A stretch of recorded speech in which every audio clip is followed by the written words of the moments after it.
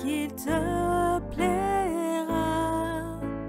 Quoi que tu fasses, je te remercie. Je suis prête à tout, accepte tout, car tu es mon Père.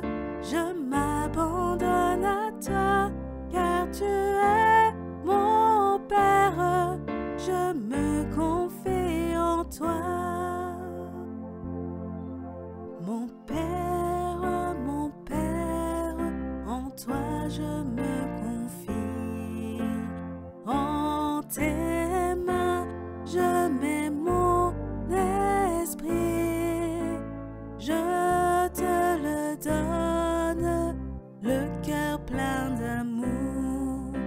Je n'ai qu'un désir, t'appartenir, car tu es mon Père. Je m'abandonne à toi, car tu es mon Père. Je me confie en toi, car tu es mon Père. Je m'abandonne à toi, car tu es mon Père.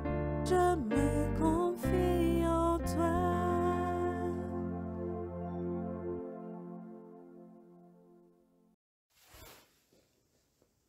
Méditation du jeudi 11 mars 2021, de la 3e semaine du Carême, année B.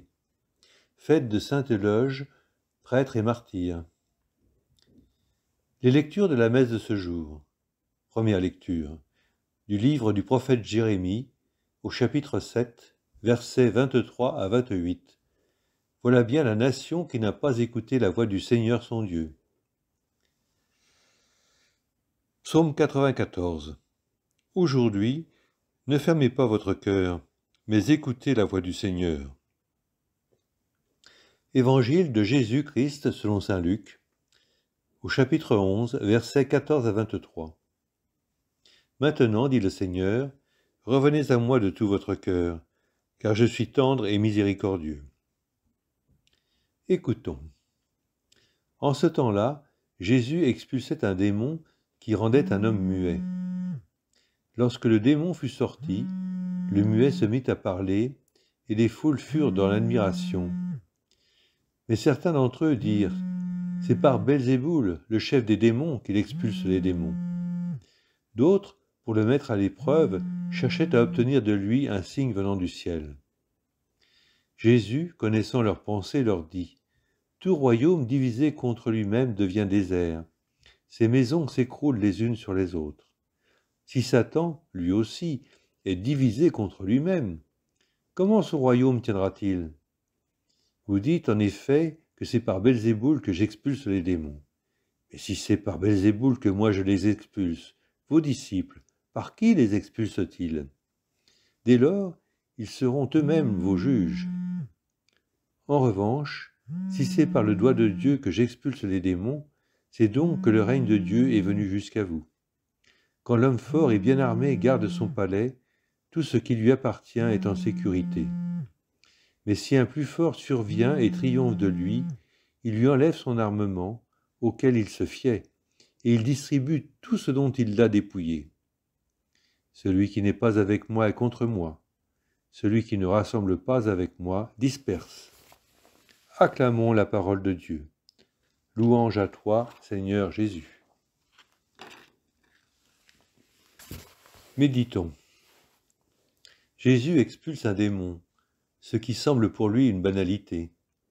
Mais il suscite dans la foule un étonnement teinté de scepticisme. Certains disent, c'est par Belzéboul, le chef des démons, qu'il expulse les démons.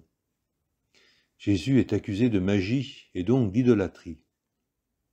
Ceux qui mettent ainsi Jésus à l'épreuve ne contestent pas son pouvoir d'exorciste, mais ils le questionnent sur l'origine de ce pouvoir. Une fois de plus, ils demandent un signe venant du ciel, c'est-à-dire un miracle, pour vérifier d'où lui vient ce pouvoir. Jésus leur fait la leçon.